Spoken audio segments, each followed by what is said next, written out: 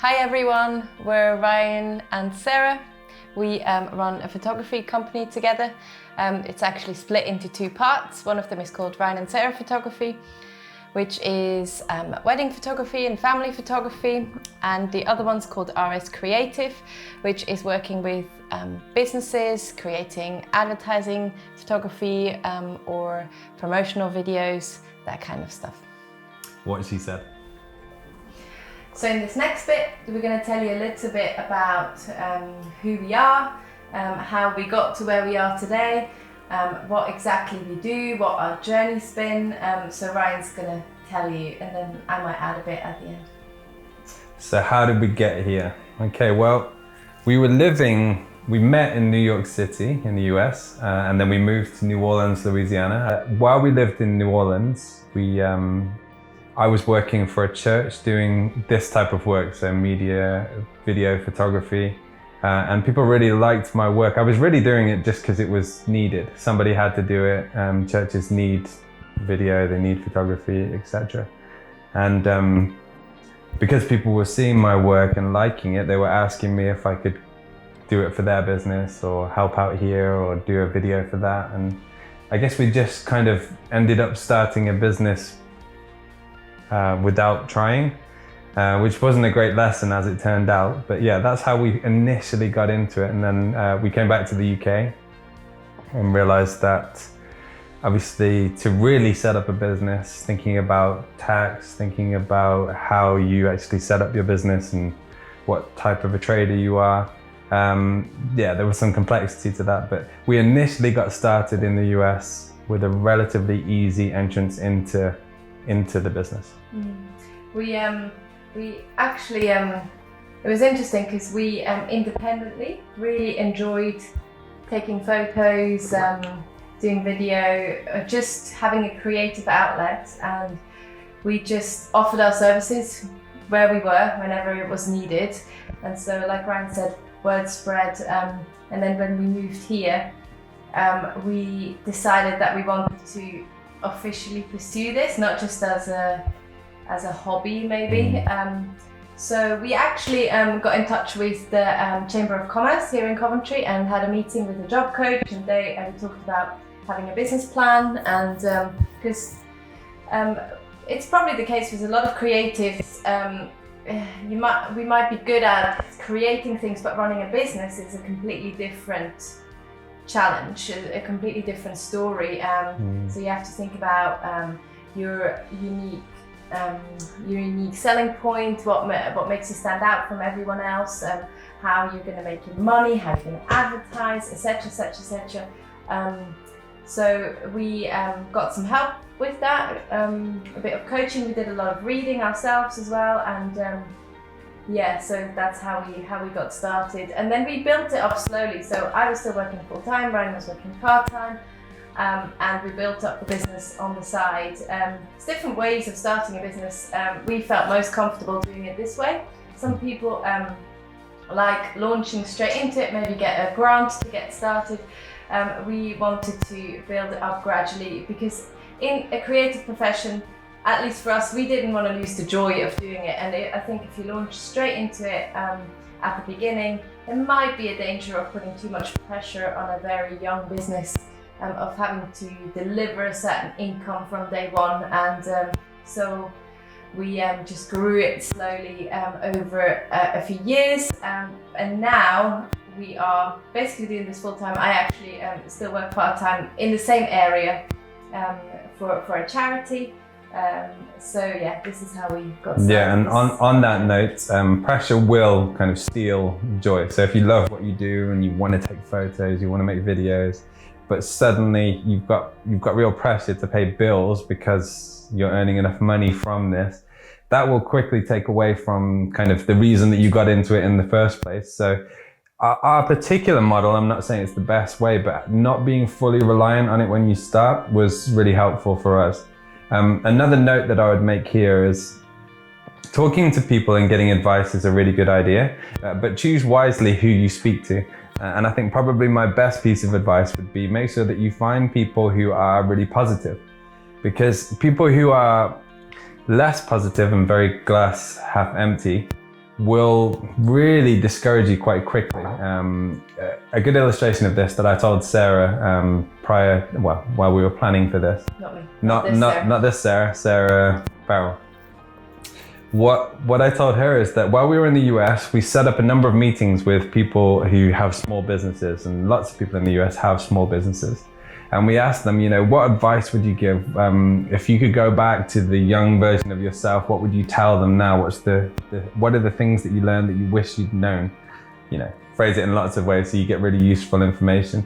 And those meetings were incredible, weren't they? We felt kind of 20 feet tall, like we were ready to start the business there and then, and we couldn't wait, and we were excited. And they'd give good advice too. They'd say, make a business plan, don't put it in a drawer somewhere. Actually use the business plan to help form your business, and you'll change it, it'll be an ongoing document, but just brilliant. So we thought, well, we're going to England, let's do the same thing here. And so we arrived back in England and sat with a couple of people who owned small businesses, so had done this. And this is what they did. They would go, ooh, are you sure you want to start a small business? Do you know that 98% of all small businesses fail within the first year? And they would tell you things like this, and they thought that they were helping you or protecting you or being really real with you and doing you a service. But actually you just felt really discouraged, and you felt like they didn't believe in you or think that you'd given any thought to this. So don't talk to people who you think might be really negative. Talk to people who will give good advice, but will also encourage you and speak life into you. Also, if you do talk to someone who is very negative, you don't have to take everything on board that people say. You can just say, thank you for your perspective, and with all courtesy, ignore them. Just think a key thing when you get started is that you don't compare too much. I think that was a big one. Maybe something I struggled with more than Ryan did, but I'd look at people who were really established already, and who were getting really cool contracts and really cool jobs and made a ton of money and were just really established, and I kind of compared to where we were, but it's not fair. It wasn't fair because we were only starting out, and we had something unique to bring that looked very different from other people. So I think a key thing is, don't compare. It's really it can be really demoralizing. So just look at what you can bring, enjoy what you do, be creative, be brave.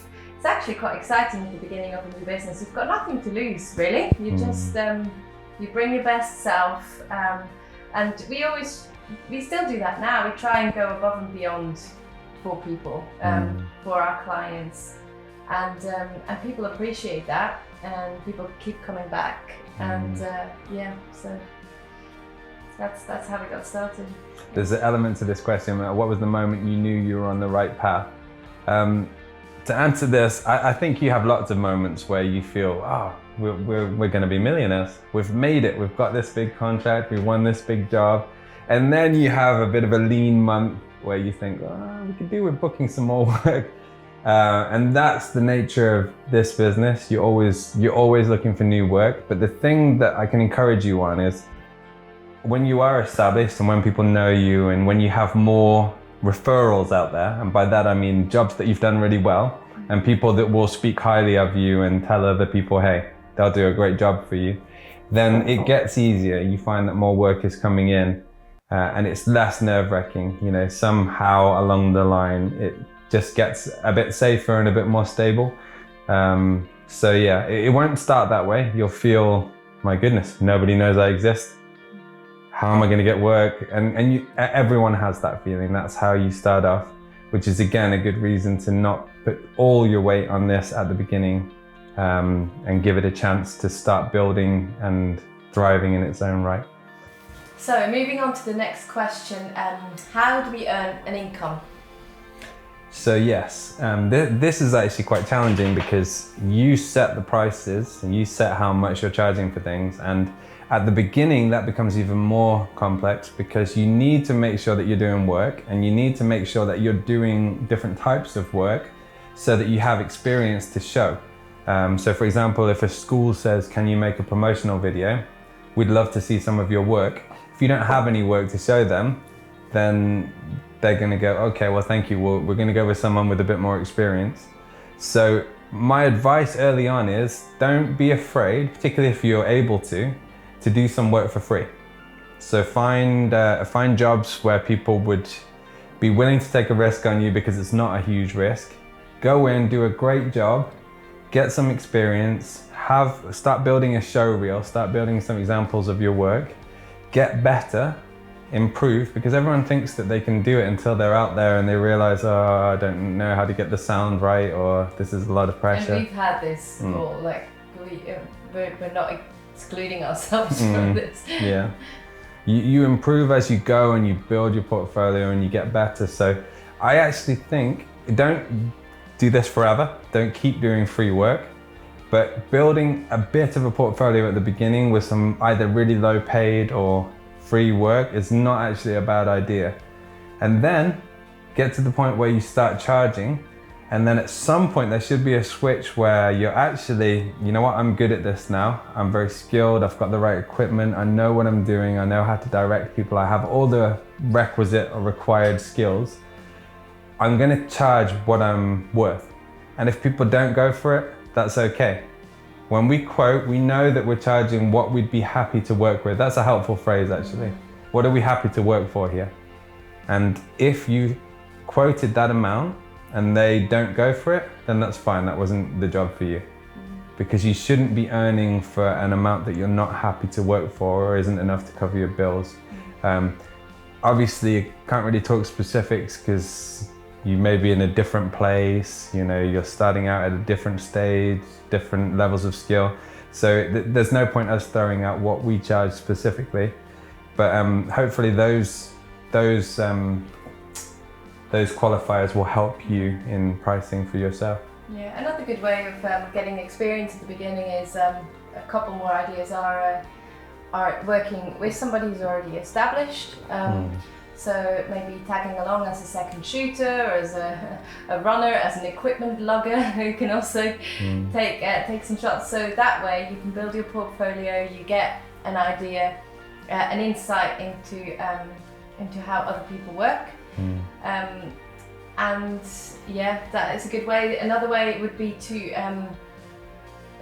pursue your own passion projects. So if you love taking portraits, then you can ask a friend, can I do a shoot with you at, you know, when the sun's really nice and low and golden, we'll go to a park and your friend will get some really nice photos of themselves, and you get some portraits to show for. If you're passionate about making documentaries, you could approach a friend of yours who's got a business, say, can I document how you work? Can I make a video of your business, of what you do? So that won't make you money, but it'll build your portfolio, which in the long run will create an income. Yeah, so like Ryan said, looping back to pricing, now we sit down and we think, okay, what amount would we be happy to work for? So if we charge less than this, would we be annoyed? Would it feel like too much of a hassle and not worth our time? If we charge this and this amount, would we price ourselves out of the market and not be competitive, and that would be a bit too much. So it's just it's a question of that, of balance. And yeah, you do, as you go on, you get a feel for what you can charge. One key thing I would say is, from the beginning, even if you do work for free, when you do work for free, always make sure you have a contract with people. That's good. So it's here to protect you and it's here to protect them, so that you can outline your expectations and your services and make sure that you are aligned in what you think you're going to deliver and what they think they're going to get. We've learned this the hard way. We had one or two incidents where we just either didn't have a contract at all, or didn't have a contract that was very clear. And then after, there were some misunderstandings, and it's stressful. Stressful when you've done a job and the client maybe expected something else, or you delivered something that you're really happy with, and it creates tension and pressure. So always make sure you sit down beforehand and you put into writing what you're going to do, and then make sure that both sides are happy with that. The other thing on that is you can Google photography contracts and find something that's a good start point, and then add specific to your particular area of photography. But you don't have to start from scratch, but it is really important. As you read through one of these contracts, you'll go, oh, that's a good point. I wouldn't like to be left with somebody being able to say, oh, you didn't do that, or you didn't. So you have to really clearly lay out what you provide and what you don't, and what you'll actually bring to the table.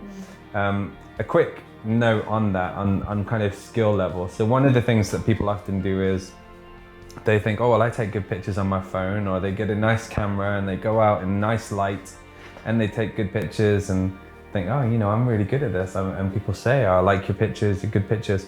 And that's important. It means you've got a good eye. But actually, in order to do this professionally, you have to know that you can do that however bad the situation is and however poor the lighting is. So let me give you a good example. There's a venue in Coventry where we photograph weddings, and it's an old converted stable, and the walls are painted red, dark red. There's no windows, no natural light, and a lot of very strange lighting in there. And we were photographing a wedding, and the bride contacted us after the wedding, so before we'd edited the pictures, and she was in tears. And she said, you know, I've got pictures from friends and family, and they're all blurry and red and horrible, and did you get any nice ones? And of course we could say, yeah, this is what we do. But actually, those people were weekend warriors. You know, they had nice cameras. There's Uncle Bob and my cousin Pete, who's got a nice camera. But ultimately, to be a professional, you have to know whatever situation you find yourself in, you will be able to get good pictures, because that's what people expect. You're a professional photographer. They expect that you're always going to get good pictures. Otherwise, what are you doing? Which is, it's fair enough. So you have to get to that point where you know that there's not a situation where you're completely out of your depth and you don't know what to do.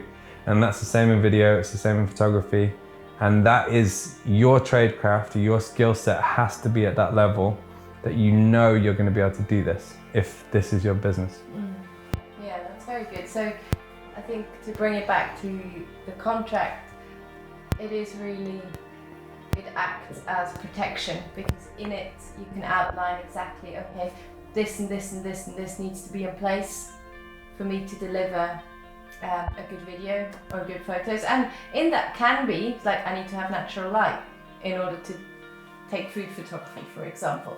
If they present you with a dungeon like we've worked in, then that's not going to work. But at least you've thought about it beforehand and you put it in the contract, and so both sides know what needs to happen in order for this to be a successful and positive experience. I actually have a really good practical example of this. So one of the notes in our contract talks about guests who are paparazzi.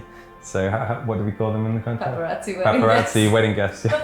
And so what they do is you get older ladies with a giant iPad Pro, which is really a sale, and they'll often pick their location based on, oh, the photographer's gone here, so obviously that's a good place to be. They'll stand in front of you with this sail, and in the best moments, the most important moments, the first kiss and things like that, they want to wave this sail in front of you, and you've got to dive to the right or to the left to try and avoid them and get them out of your shot. Things like that. We actually say in our contract, if somebody makes it impossible for us to get the shot because they were holding up an iPad, then that isn't our responsibility. And some bride and groom, some couples will actually say, look, we've got a professional photographer here, put your cameras and your phones away and just enjoy the wedding. And we love it when they do that. So that's a good example of how your contract can help you as you're working. Yeah, so feel free, it doesn't have to be, there's no kind of strong rules what can and can't be in a contract. So it's there to serve you and to serve your clients, so don't be afraid. I thought at the beginning, oh man, writing a contract sounds so serious. What if I put something in there or forget something? It's a work in progress. We update our contract all the time with things that we think about or issues that we identify. So don't feel like you have to have it all together at the beginning. So just work at it, and as you think of things, add it on. So a contract is a great thing, important thing to have, even if if there's no money exchange, really. Yeah, because it's Sarah said that at the beginning, and it's really true. You may think, well, I'm helping them out if I'm doing it for free, and they can't say anything. But if it's their wedding, or if it's something really important to them, and these are the only pictures, or this is the only video of that, then there is going to be some weight on that. Whatever they say to you, oh, you're just a friend and I like the pictures and it's just great that you're coming. Suddenly, wait, you didn't get any pictures of that. And you don't want to be in that situation where suddenly the goalposts will shift and your relationship with them is on the line. So put a contract in, it will protect you and it will protect them, and it will make sure that everyone's thought about these things beforehand. Is there any truth in the myth of the starving artist? Right, so this question is around, is there any money in running a creative business? Well, we're sitting in our kitchen at the moment. This is our house. This is basically paid for with our creative business, isn't it? So short answer is yes, there's money in creative businesses. The long answer, as so often, is slightly more complicated, because obviously there are a huge number of creative businesses out there, all looking slightly differently, all serving different purposes. So like we said before, like with any other business, it's really good to sit down and think about your business plan and what you're selling and what you want to achieve, and who you are as a business, and who your ideal customers are that you want to appeal to. So having a business sense, not just a creative passion, is key in making a business succeed. So yeah, it's like we said, we started fairly small, so it's not like if you get it's not like you sign a contract and you start with a business and you get your monthly salary. So certainly not that, but there is something to be said for being your own boss. It's really nice because we don't have a 9 to 5. We set our own working hours, and some working days are very long.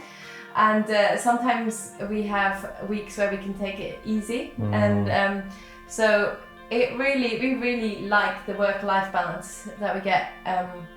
You have to be disciplined because I would say, contrary to the myth that we can just chill and you're self-employed, you're always on holiday and you can go to the cinema in the middle of the day and those kind of things. We did some of that, it's nice. But I would say, contrary to those beliefs, actually you tend to put in more hours when you run your own business rather than less hours than if you're employed somewhere. But it's a very rewarding job. So you're your own boss, and sometimes that's tough. If you're a tough boss, then that's tough working for yourself. But it's really nice. It's really rewarding. One thing I would add to this is thinking about who you are as a business. So we touched on USP earlier and your unique selling point. So finding something specific about you. So an example for us is we shoot weddings together. So it's Ryan and Sarah Photography. The fact that there's two of us, the fact that we shoot together and we can provide different angles and we can split up in the mornings. So Sarah will be with the bride, I'll be with the groom. This sets us apart from the many, many other photographers who are on their own or don't have, even if they do bring in another shooter, it's someone they don't normally work with. So that's a USP for us. But a USP is not something like, well, I take really good pictures or I make really good videos. That's not a USP, because everyone thinks that. You actually have to find something specific to you that makes you unique in this market and makes you stand out, and then make sure that that's really clear in all of your materials and your website, and that comes out above everything else.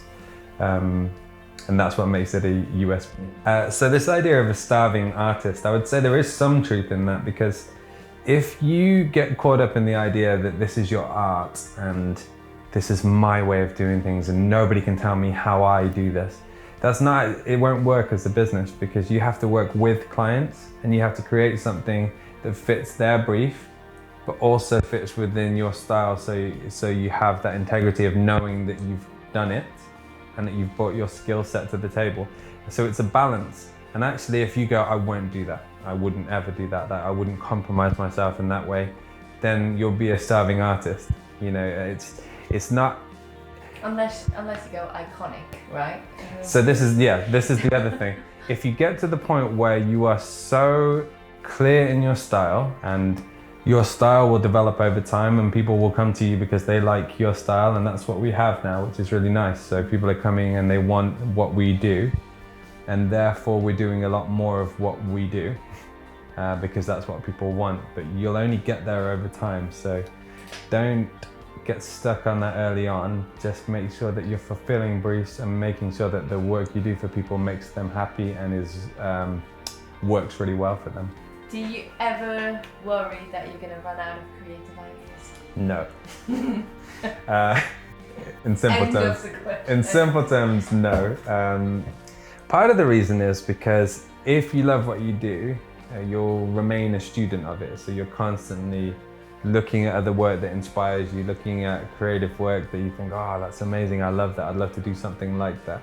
And actually, it's not plagiarizing, it's not copying. If you look at lots of different sources and draw it in and bring them all together to make your own style, then you'll get to the point where the tradecraft, so the skill set that you need, the way that you use your camera, the way that you understand lighting, the way that you do all these things is almost like second nature. And then it's all about creativity. It's all about, well, what am I gonna make special about this? How am I gonna bring myself to this? How am I gonna make my work stand out compared to everyone else's? And that's the fun stuff. So no, you shouldn't run out of that. And if you are, then you really got to take a long look at what's happened. You know, do you still love this? Are you in the right job?